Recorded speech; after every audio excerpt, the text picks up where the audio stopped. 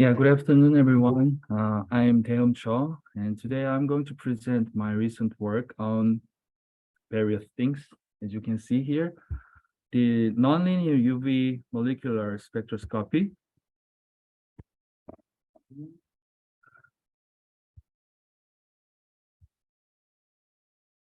and several X-ray based techniques. Excuse me. Yeah, several X-ray based techniques and the optical cavity manipulation of conical intersections.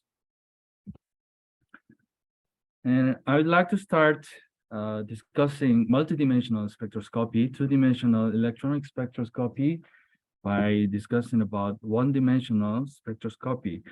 In one-dimensional spectroscopy, we use a single laser pulse to interrogate a sample, and we will get the steady state character of the sample. And if we want to see the dynamics of the molecule, we would put multiple laser pulses with controllable delays between the pulses, and we record the dipole moment and the molecular responses to see the dynamical feature. And by utilizing multiple laser pulses, we can record the dynamical features in between the pulses, and we record that and we map into the frequency space, then we will get two-dimensional or multidimensional spectroscopy. And if we stay in the time domain, we will see the time resolved spectroscopy. Actually, the multidimensional spectroscopy is not quite new thing, because we have done multidimensional spectroscopy for a long time. For example, 2D NMR to see the structure of mostly the organic compounds. And also recently, we have done 2D IR spectroscopy to measure the vibrational coupling to resolve the structure, the complicated structure of biomolecules. So when we spread one-dimensional spectrum into two-dimensional or multi-dimension, we will get extra informations compared to the one-dimensional spectroscopy. However, the drawbacks of these kind of 2D NMR or IR is the poor time resolution, because the time duration of these two pulses are quite long. And we have lack of information on electronic transition, because neither of these are resonant to the electronic transition.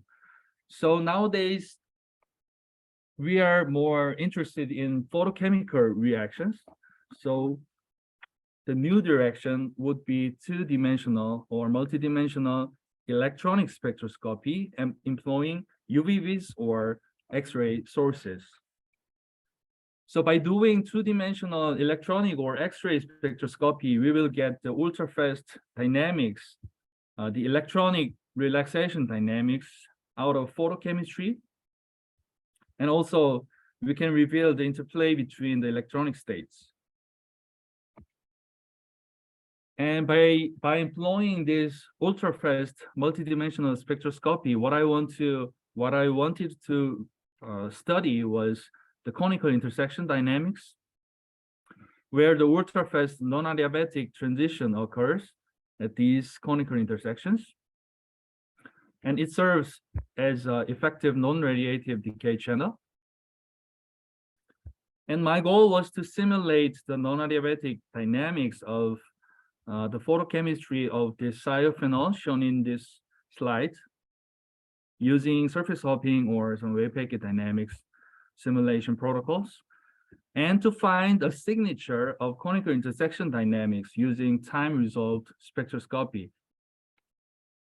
Because on top of the quantum chemical simulation of population dynamics, geometries, we have to have some tools to connect the quantum dynamical result with the experimentally observable result.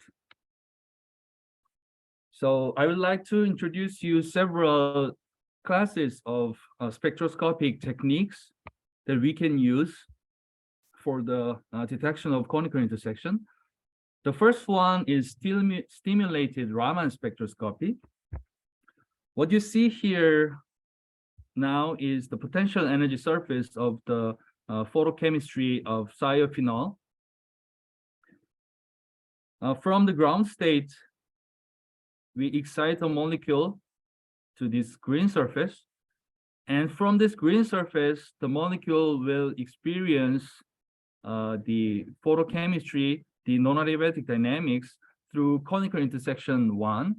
And then later, it will also experience the conical intersection 2. So when we excite a molecule to here, the molecule will propagate on the potential energy surface.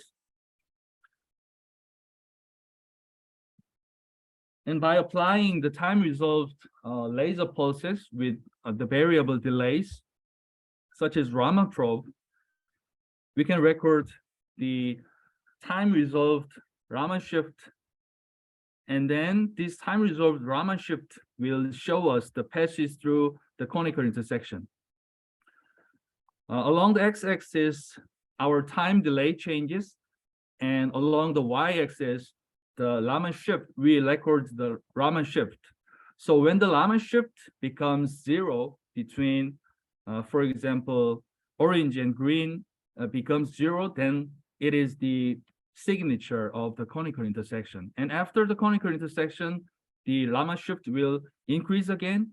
And when we are at the conical intersection 2, the Raman shift will be 0 again. So that is the concept to measure the conical intersection. And mostly this simulated Raman spectroscopy used something like UV vis range or IR range. So the next scheme is to use the X-ray sources for the Raman process, which is resonant to the core excited state. So when we utilize very high energy, like 2500 EV Raman probe, the Raman probe is sensitive to the sulfur KH. So it will give us another pattern of the Raman shift change in time, which is sensitive to the sulfur. So when we have the sulfur and hydrogen bond dissociation, this will give us the local information, which is very useful. And the next technique that we can use is if there is a chiral atom and if there is a photo dissociation or photo reaction around this chiral center, we can use X-ray circular dichroism spectroscopy to reveal the photodynamics around the chiral center.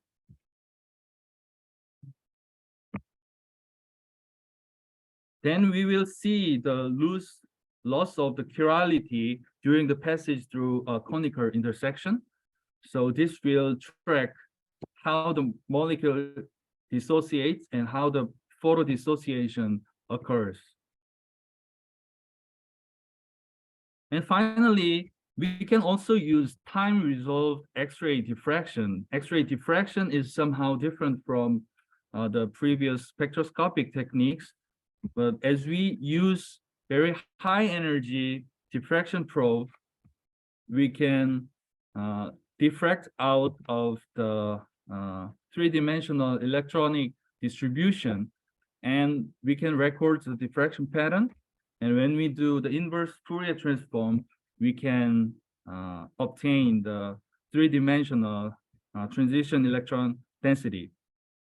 And we can analyze the character of the electronic transition at the conical intersection from these kind of transition electron densities. So during this talk, I will introduce some of these techniques and some of the representative results out of the thiophenol dynamics and some other photo reactions. And as a computational chemist, the workflow to calculate the spectroscopic signal and to simulate the photochemistry, we can use wave packet dynamics and surface hopping simulations. And what we need to calculate the spectroscopic signals is of course, the molecular structures in time.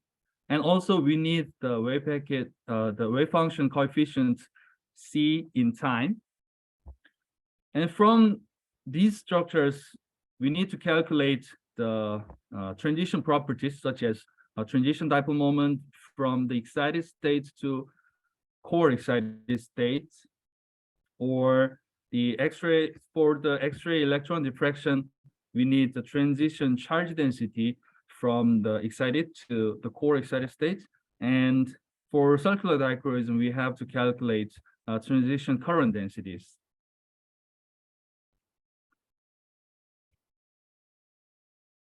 And this slide shows the real-time surface hopping dynamics of the dissociation of sulfur hydrogen bond in thiophenol. In this study, I used the surface hopping simulation.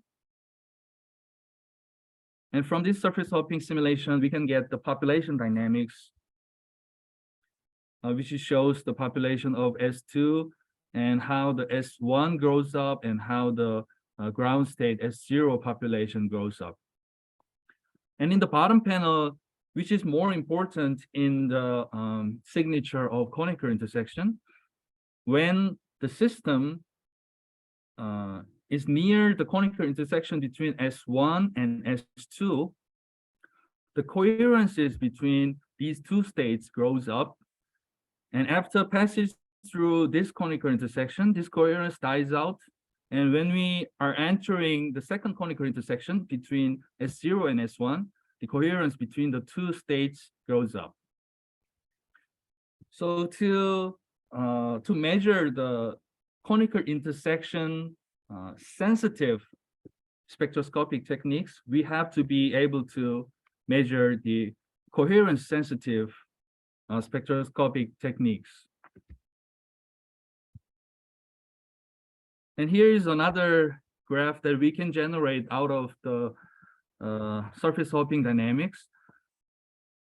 I plot here the energy difference between the two states, like S1 and S2, and S0 and S1.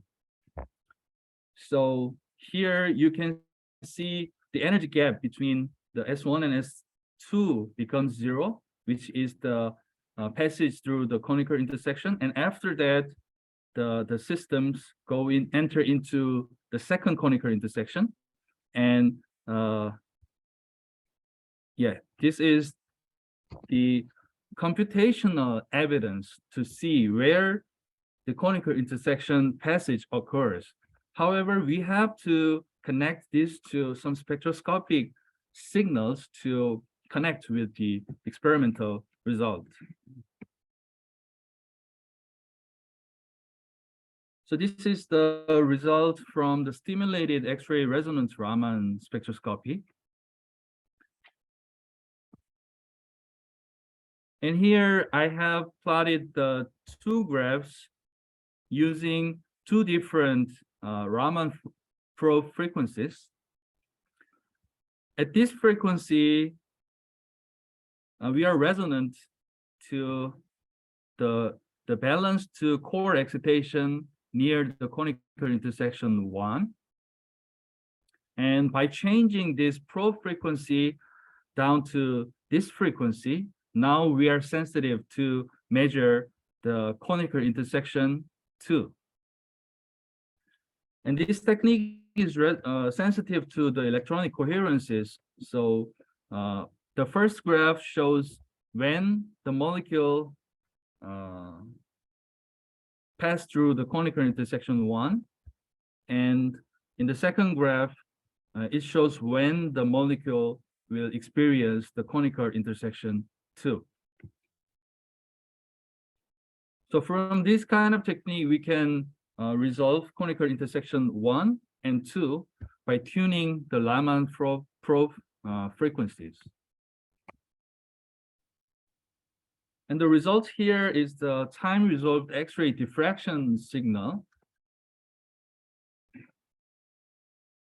The scheme is similar, but here what we see is the diffraction pattern out of the transition charge densities at different conical intersections. At conical intersection 1 and 2, the dominant electronic transition is different. So by obtaining the two different diffraction patterns, we can identify or we can distinguish what kind of electronic transition is dominating at this and this conical intersections. And we can also identify the time scale of these non-adiabatic transitions. And the next topic is slightly different. We have worked on the time-resolved X-ray circular dichroism of the iodobutane molecule. Here, the chiral center is this carbon in the middle of this molecule, which have the iodine and two different alkyl groups and one hydrogen. So in the photodissociation of this carbon and iodine bond happens after excitation to the excited state, and there are actually several singlet states and triplet states. And we also calculated the spin orbit coupling and also the non-adiabatic coupling. And we simulated the wave packet dynamics out of this photoreaction. And the spectroscopic techniques we have utilized was the carbon KH circular dichroism, and also the iodine L1H X-ray circular dichroism. And as you can see, the energy range of this and this is quite large, quite different. So carbon KH is around 270 EV, and iodine L1H is around 5200 EVs. Because of these energy range differences, the carbon KH signal is sensitive to mu m terms, in which the dipole moment and magnetic dipole moment are dominant. But in the iodine L1H, the mu q term is dominant, in which the electric dipole and the electric quadrupole term is dominant. So we can get out of this system some different informations. And here is the entire scheme for this X-ray circular dichroism. So first, we excite the molecule with some UV pump, and then we probe the dynamics using X-ray circularly polarized X-ray probe. And here is the potential energy surface. And here is the population dynamics, and the coherences are plotted here. And what I plotted here is the iodine L1H and carbon KH. And different subplots shows time-resolved X-ray CD signal of iodine L1. And here is the time-resolved X-ray absorption spectroscopy out of iodine H. So from these two figures, we can distinguish how different we can get from the circular dichroism and X-ray absorption spectroscopy. And on the right panel, we have time-resolved X-ray CD signal out of C1, and on the bottom panel, the C2, which are two different carbon atoms in the molecule. And from the left side, the most important information is that we can see the loss of chirality from the iodine L1H. So here is the time delay 0. when the photochemistry is triggered. And after like 60 or 70 femtosecond, our chiral signals dies off. So we can say in the middle of this photoreaction, the chirality is lost after this time scale. However, in the X-ray absorption spectroscopy, the main dominant signal is this blue line, which seems not relevant to the chirality, and it shows very different oscillating behavior, which is related to the carbon and iodine vibration. So from the chirality, the CD signal and X-ray absorption signal, we can have some complementary results, the chirality loss and the vibrational wave packet motion. And from the carbon KH CD signal, what we see is the dominant pattern on the bottom side, which stays quite flat, and the oscillatory pattern on the top. So this carbon KH is not sensitive to the chirality because of the generation of the biradical states in the long range photodissociation. But here we are sensitive to the oscillatory motion of vibrational wave packet. And here we can see different edges provide different information on the photochemical reactions.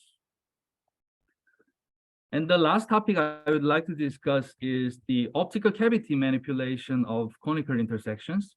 So the optical cavity is the two sending mirrors, and we put the molecule inside of the these cavity mirrors and to generate the strong light matter interactions. Then this light matter interaction will change the electronic structure of the molecule. So from the right panel, the bare molecule without any light matter interaction, there is a single conical intersection between S2 and S1 of this pyrazine molecule. However, when we address the system with the optical cavity, and by tuning the cavity frequency and the coupling strength between the cavity and the molecule, we can change the potential energy surface, and even we can generate new conical intersection. And this is the result of the population dynamics. By tuning the cavity frequency, we can significantly change the population dynamics at a certain frequency. And you can see how the S1 and S2 population changes. And if I cut the population dynamics at the maximum effect, we can see how the population dynamics changes. And even we observe that the 2 times faster non-adiabatic transition occurs in the cavity. And we elucidated the potential energy surface changes. From the bare molecule, there is only one conical intersection. And from the top view, the location of the conical intersection is here. And when we apply the cavity interaction, we introduced extra conical intersection. And then the position of the conical intersection can be also manipulated by tuning the cavity frequency and the coupling strength. And most importantly, we can change and manipulate the absorption spectrum. So this is the absorption spectrum of the bare molecule, the S1 band with some vibrational progression, and the S2 band with complicated vibrational progression. And on the right side, this is the absorption spectrum in the cavity. And from the bottom to the top, I increased the cavity frequency from 2 eV to like 5 eV.